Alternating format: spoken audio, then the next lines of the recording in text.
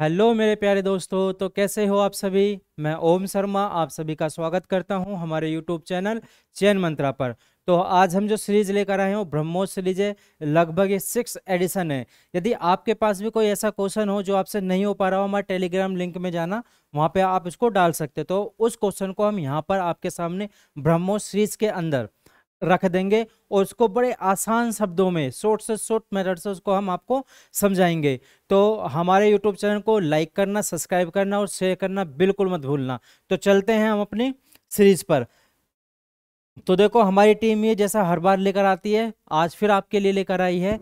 जीत जाएंगे हम, ये वादा करते हैं। परिश्रम करने वाले प्रेरणायक बनते हैं। अर्थात जब कोई बंदा मेहनत करता है, जब वो मेहनत करेगा तो जाहिर सी बात है जीत जाएगा। समय समय पे क्या होता है, ठोकर भी लगती है, लेकिन जब ठोकर लगती है, पैर में दर्द भी होता है, दर्द होता है, तो फिर भी उठकर चलना पड़ता है। तो ऐसा नहीं है कि बाई चांस कोई बंदा हार जाता है तो बैठ गया। हार जाएगा, चोट लगेगी, उसको दुख होगा, लेकिन फिर भी उसको आगे चलना ही पड़ेगा। जैसे हम लोगों को ठोकर लग जाती है, पैर में दर्द होता है ना, उस तरह से जब कोई बंदा हार जाता है तो उसको भी दर्द होता है। लेकिन क्या होगा, ठोकर लगने के बाद उठकर फिर चलना पड़ता है, तो फिर हमको भी आगे बढ़ना पड़ता है। ठीक है, तो वापसी हम अपनी चलते हैं कि क्या जीत जाएंगे हम, ये वादा करते हैं। परिश्रम करने वाले ही प्रेरणायक बनते हैं। ठीक, जब जीत जाते हैं तो वही क्या आगे जाके रोल मॉडल भी बनते हैं कि ये हमारा रोल मॉडल, उसने ऐसे मेहनत की थी, ऐसे की थी। ठीक है, तो हम अपने क्वेश्चन पे चलते हैं। तो हमारे पास है पहला क्वेश्चन। क्वेश्चन में क्या पूछा जा रहा है, कुछ गडरिये अपनी भेड़ चरा रहे हैं। कुछ गडरिये हैं। गडरिये कौन होते हैं, जो भेड़ चराते हैं, उसको बोला जाता है। यदि जमीन पर कुल 230 पैर हैं, 230 पैर हैं तथा उनके सिरों की कुल संख्या 60 हो, तो भेड़ों की संख्या हमें बतानी है। अब देखो, इसको दो तरीके से कर सकते हैं। कैसे, यदि हम लॉन्ग मेथड से जाएं, हम इसका शॉर्ट मेथड बताएंगे, लॉन्ग नहीं, लोग आप करना बस बता देते हैं लोगों को कि कैसे हो सकता है लॉन्ग। कुछ गडरिया अपनी भेड़ें चढ़ा रहे हैं। यदि जमीन पर कुल कितने पैर हैं, 230। हमने मान लिया जो क्या है, गडरिये, गडरिये की संख्या हमने x मान ली, और भेड़ कितने मान लिए, भेड़ मान लिया हमने y। तो भेड़ और गडरिये, पेन चेंज कर लेते हैं एक बार। तो भेड़ x हो गए, सॉरी गडरिये x हो गए, भेड़ y हो गया, और इन दोनों को मिलाते हैं तो दोनों पे मिलाने की उनके सिरों की संख्या कितनी होती है, 60 हो जाती है। अब यदि पैरों पे आते हैं तो गडरियों के पैर कितने होंगे, 2 होते हैं, तो 2x। भेड़ के पैर कितने होते हैं, 4 होते हैं, तो 4y इक्वल टू टोटल कितने पैर हैं, 230। अब ये एक दो इक्वेशन बन गई है, इन दोनों इक्वेशन को सोल्व कर लेना। यहां से आपके x और y दोनों निकल के आ जाएंगे। बस ये, लेकिन ये क्या हो जाएगा, थोड़ा लंबा हो जाएगा। हमको ऐसा बिल्कुल भी नहीं करना है, हमको बड़े सिंपल तरीके से करना है। कैसे, ये देखो। तो सबसे पहले देखो, टोटल कितने सिर दिए गए हैं, 60 सिर दिए गए हैं। बस ये 60 सिर दिए गए हैं टोटल। तो 60 सिर हैं। तो सिरों में हमेशा, क्योंकि 2 दिए होते हैं, भेड़ दिया होता है, गडरिया दिया होता है, और उनके टोटल 60 सिर दिए गए, तो हमेशा इसमें 2 का मल्टीप्लाई करो, कितना आया, 120। अब ये जो 120 है, इसको जितने पैर होते हैं उनमें से घटा दो। 230 है, घटाए कितना आ गया, 110 आ गया। अब ये जो 110 निकल के आया है, अब यहीं से हमारे भेड़ और बकरियां दोनों निकल के आ जाए, भेड़ और गडरिये दोनों निकल के आ जाएंगे। यदि आपने यदि आपने इसमें 2 पैर वालों से भाग दिया, यानी 2 से भाग दिया, यानी 2 पैर वाले हो गए, 2 से भाग दिया, तो हमेशा इसमें 4 पैर वाले निकल के आएंगे। जैसे मैंने गडरिये से भाग दिया तो इसमें क्या, भेड़ निकल के आएगा, और यदि मैंने भेड़ से भाग दिया तो गडरिया निकल के आएगा। तो हमेशा ध्यान रखना, इसमें टोटल संख्या कितनी है, 110 है। मैंने इसमें 2 से भाग दिया, जब 2 से भाग दिया तो क्या निकल के आएगा, 55 संख्या किसकी निकल के आ गई, ये भेड़ों की संख्या निकल के आ गई, 55 संख्या। बस ये, टोटल सिर कितने थे, 60, उनमें से 55 सिर तो भेड़ के हो गए, बचे सिर कितने, 5, तो 5 किसके हो जाएंगे, 5 हो जाएंगे गडरिया के। ठीक है, 5 गडरिया के सिर हो गए। तो टोटल इसका राइट आंसर क्या हो जाएगा, 55 इसका करेक्ट हो जाएगा। फिर बता दे रहा हूं, हमेशा सिरों से 2 से भाग दो, सॉरी 2 से मल्टीप्लाई करो। तो टोटल सिर 60 थे, 2 से मल्टीप्लाई किया, कितने आ गए, 120। टोटल पैरों में से घटा दे, फिर 2 से भाग दे दो, तो हमेशा 4 पैर वालों के सिर निकल के आएंगे। तो जब 2 से भाग दिया क्या 55 आया, तो 4 पैर वाले कौन है, भेड़ है, तो भेड़ निकल के आ गए हमारे सामने। और बाकी कितने बचे, टोटल 60 थे, बाकी कितने बचे 5, 5 कौन हो गए, गधैया हो गए। सिंपल एकदम। ठीक है, आगे चलते हैं। अब देखो क्वेश्चन दिया गया है, ये क्वेश्चन भी कई तरीके से पूछा जा सकता है। एक क्वेश्चन क्या दिया गया है, डॉट डॉट कर दिया गया, आगे इनफाइनाइट तक दे दिया है, इनफाइनाइट तक दे दिया है। तो देखो इसमें क्या है, मैं पीछे भी इस टाइप का क्वेश्चन आप लोगों को बता चुका हूं। ठीक है, हमेशा क्या होते हैं 1 2 3 4, और इस रूट का मतलब क्या होता है, इस रूट का मतलब 1/2 होता है, क्योंकि यहाँ पे इस रूट के अंदर क्या होता है 2 छिपा होता है। अगर ये 2 छिपा नहीं है तो कुछ ना कुछ जरूर संख्या होगी। यदि 3 दिया दो तो 1/3 होगा, यदि ये क्या होगा 4 दिया होगा तो 1/4 होगा, यही होते हैं। अब देखो कितने 1/2 दे रखे हैं, 1 2 3 4, 4 दे रखे हैं 1/2। तो हमेशा कितना करना है, 2 दूनी 4 दूनी 8 दूनी 16, तो टोटल कितने हो गए 16 हो गए। तो ये 1 2 3 4 ये 16 काउंट होंगे, तो वैल्यू कितनी दी गई है 5, तो टोटल हो गए 16। 16 से एक कम ऊपर लिखेंगे और जितनी संख्या निकल के आई 16 वो ऊपर लिखेंगे, ये हमारा क्या हो जाएगा आंसर हो जाएगा।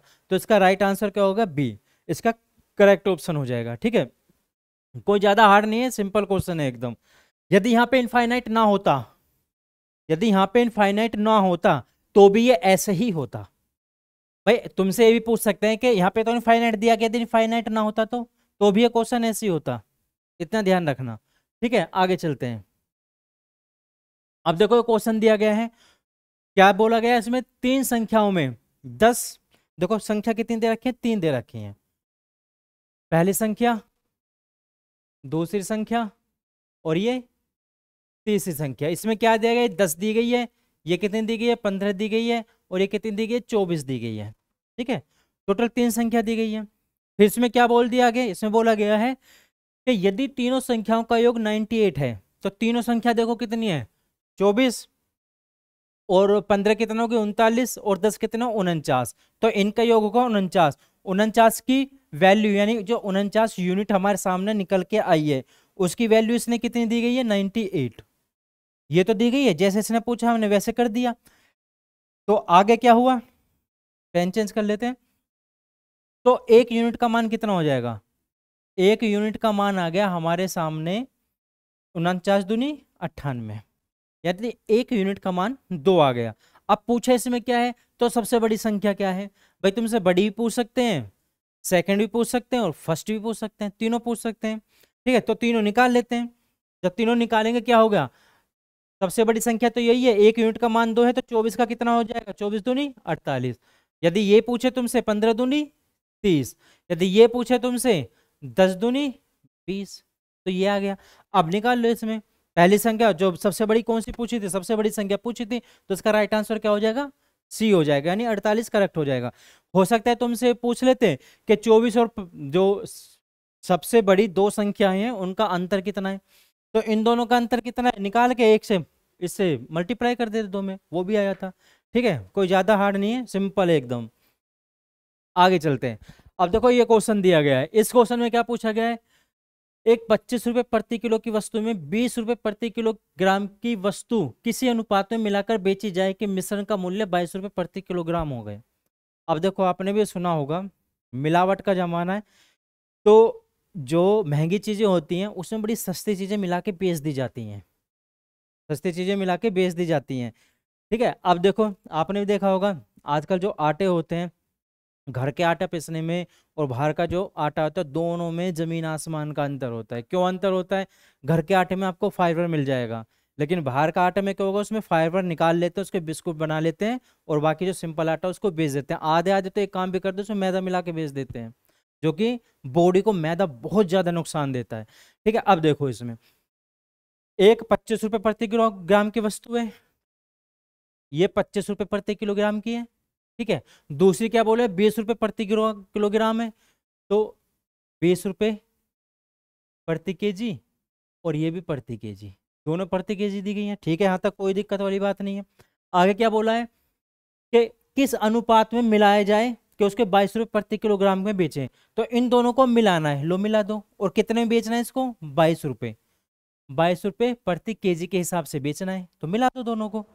जब मिलाओगे तो क्या होगा, भाई ये 25 रुपये 20 रुपये और इन दोनों को मिला दिया तो 22 रुपये प्रति ग्राम के हिसाब से बेची। 20 में से 22 गए कितने बचे 2, 25 में से 22 गए कितने बचे 3, तो रेशो कितना निकल के आ गया 2:3। तो राइट आंसर क्या होगा ए।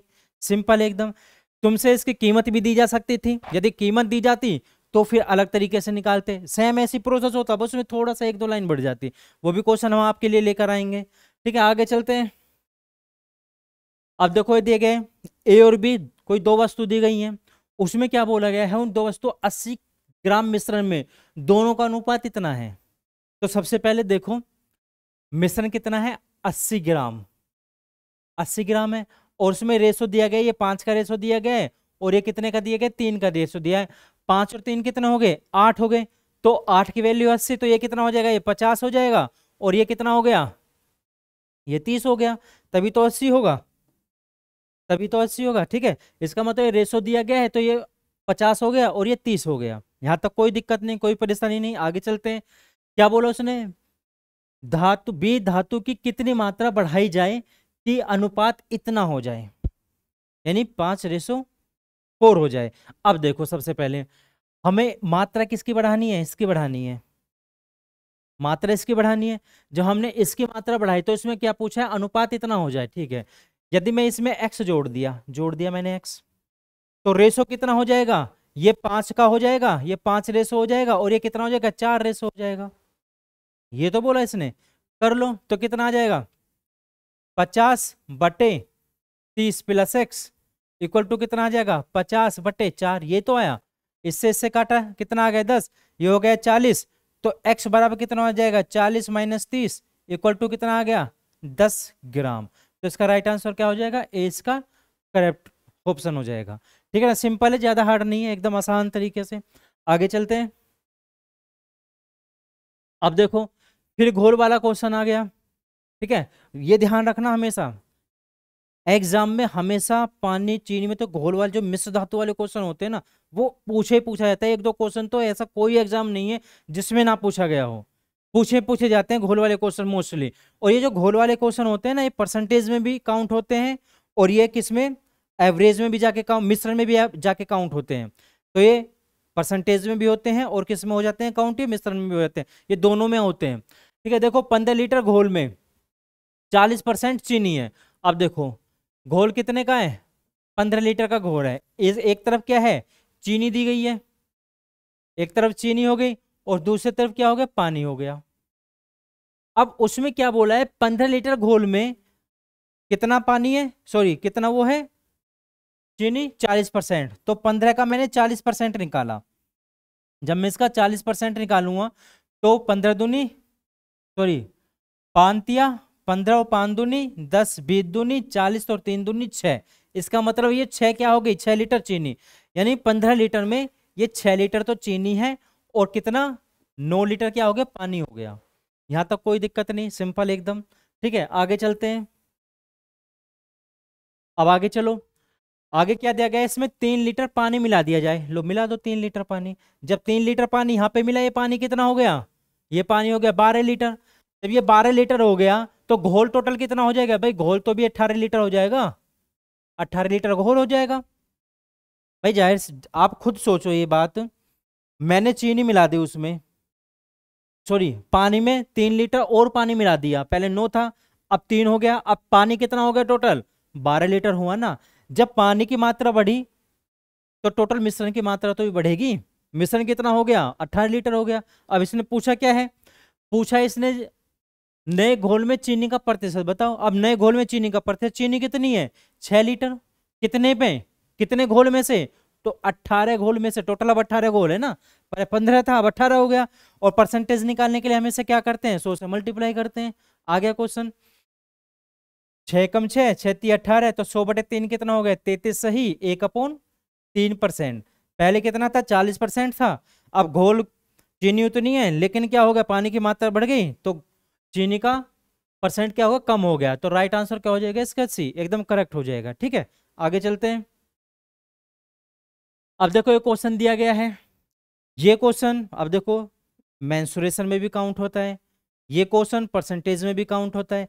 जब मैंने परसेंटेज की सीरीज पढ़ाई थी तो बताया भी था इस अगर सक्सेसिव फॉर्मूला इसमें लगाओगे तो क्या प्रॉब्लम आएगी, आपको 2 बार सक्सेसिव लगाना पड़ेगा, क्योंकि इसमें डिजिट कितनी दे रखे हैं, 3 दे रखे हैं। लेकिन जो तरीका मैंने बताया 100 मान के कर लो, कोई भी परेशानी नहीं होगी, सिंपल तरीके से हो जाएगा। ठीक है, कोई इसमें 2 बार तरीका नहीं लगाना पड़ेगा, एक ही तरीका लगाना पड़ेगा। देखो कैसे, एक होल की लंबाई, सॉरी एक होल की लंबाई, चौड़ाई, ऊंचाई क्रम से इतने इतने बढ़ा दी गई, तो हॉल के आयतन में कितने प्रतिशत का परिवर्तन हुआ। हमने मान लिया अपनी तरफ से भाई हॉल है, उसका आयतन पहले 100 था, पहले कितना 10% क्या कर दिया गया, घटाया जा रहा है, ये ध्यान रखना, घटाया, बढ़ा नहीं, घटाया जा रहा है। तो 10% घटा दिया तो कितना हो जाएगा, 90/10, 100। फिर कितना घटाया जा रहा है, 20% यानी 80/100, तो कि 100 में से घटते हैं। फिर कितना जा रहा है, घटाए, फिर 90, यानी 10% घटाया जा रहा है, तो 90 क्या हो जाएगा, 100 हो जाएगा। जो कट रहा है काट दो, 2 जीरो से 2 जीरो गई, इन 2 जीरो से ये 2 जीरो गई, और इस जीरो से ये जीरो गई, तो कितना आएगा 81, 9 में 81, और 81 अट्ठे, 8 एकम 8, तो 8 अट्ठे 64, कितना आ गया, इतना अपॉन नीचे 10 बचा, तो ऊपर क्या हो जाएगा, पॉइंट आ जाएगा यहाँ पर, इक्वल टू क्या हो जाएगा, इतना आ जाएगा, 64.8 आ गया। तो पहले उसका आयतन कितना था, खुद देखो, पहले आयतन, पहले उसका आयतन 100 था भाई, पहले हमने 100 ही तो माना था, अब उसका आयतन कितना हो गया, 64.8, तो कितने की कमी आई, खुद देख लो, कितनी आई, 35.2% की कमी आ गई भाई। 100 था, 64.8 आ गया, तो कमी कितने की होगी, 35.8 की, तो राइट आंसर क्या हो जाएगा इसमें, 35.2 की कमी, तो राइट आंसर क्या हो गया इसका, ए करेक्ट ऑप्शन हो जाएगा। ठीक है, आगे चलते हैं। अब देखो टाइम और वर्क का, वैसे मॉर्निंग में एक सीरीज चल रही है टाइम और वर्क की, आप वहां पे जाके देख सकते हैं, तो सिंपल क्वेश्चन है, वहां पे बहुत अच्छे अच्छे लेवल, मेंस तक के लेवल तक के वहां पे क्वेश्चन कराए गए हैं, बहुत सिंपल तरीके से। अब देखो इसमें क्या बोले हैं, एक तरफ को क्या दी गई है, रीता दी गई है, एक तरफ गीता दी गई है, और एक तरफ संगीता दी गई है। ठीक है ना, तीनों की तीनों क्या है, ता है, तीनों की तीनों, देखो पीछे ता, तीनों की तीनों ता है। ठीक है, अब देखो रीता कितनी है, 10 घंटे काम कर रही है, गीता कितने 12 घंटे काम कर रही है, और संगीता कितने 15 घंटे काम कर रही है। तीनों का एलसीएम लिया 60, ये हो गया हमारा टोटल वर्क। तो 10 छिक्का 1 दिन का काम आ गया, 12 पंजे 60, गीता का 1 दिन का काम आ गया, और संगीता का 1 दिन का काम आ गया 4। और इसने बोला क्या है, यदि तीनों एक साथ काम करें, यदि तीनों एक साथ काम करें, तो देखो ये 1 दिन में 4 कर रही है, ये 1 दिन में 5 कर रही है, एक सॉरी 1 दिन में 6 कर रही है, 1 दिन में 5 कर रही है, 1 दिन में 4 कर रही है, तो तीनों को जो मिलाएंगे तो 1 दिन में कितना हो जाएगा, ये 15।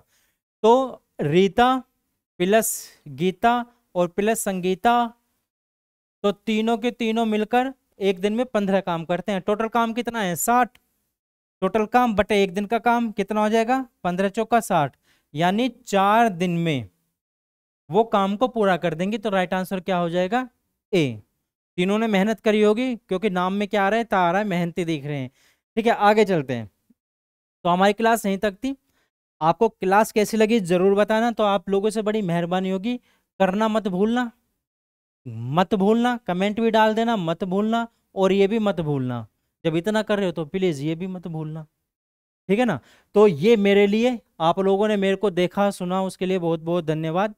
आप लोगों को क्लास कैसी लगी जरूर बताना, लाइक सब्सक्राइब करना मत भूलना। बाकी मैं आप लोगों से विदा लेता हूं, बहुत बहुत धन्यवाद, थैंक यू।